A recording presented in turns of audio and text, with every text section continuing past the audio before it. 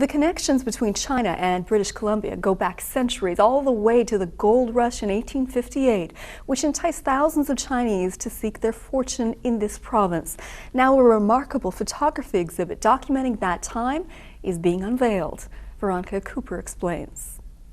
There was a huge wave of migrants who came to British Columbia for constructing the Canadian Pacific Railway. This photograph is from a Royal BC Museum exhibition opening in Guangzhou, China, in the metro. Millions of people will be able to see this. The exhibit is titled Guangzhou to British Columbia, the Chinese-Canadian Experience. In the mid-1800s, rumors of a gold rush enticed thousands from China. Very compelling documents to convey the emotion of what it was like to work hard in British Columbia, establish a family. This would be about, say, 1884, and it shows the very rough housing conditions for Chinese workers. Among the exhibit are 10 photographs from Victoria's Crease family. In 1858, British immigrant Henry Crease was Attorney General of colonial Vancouver Island. His brother, the very same year, was on the other side of the world. That younger brother, John Frederick Crease, was a British naval officer stationed from 1857 to 59 in Guangzhou,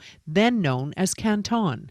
The Brits and the French occupied the small port city. He had time to make photographs. 54 of them were sent along with a letter, and they eventually found their way here so that his brother could figure out what his little brother was doing way off across the world. So here we have the Pearl River with Chinese junks and French and British naval ships in the background. To capture each image, Crease's camera remained still for up to 10 seconds. People appeared as ghosts if they moved. One of the officers threatened to make real ghosts out of these people for moving. The Crease family is proud that their ancestors' remarkable documentation of that period is part of this exhibit in a city of 16 million people.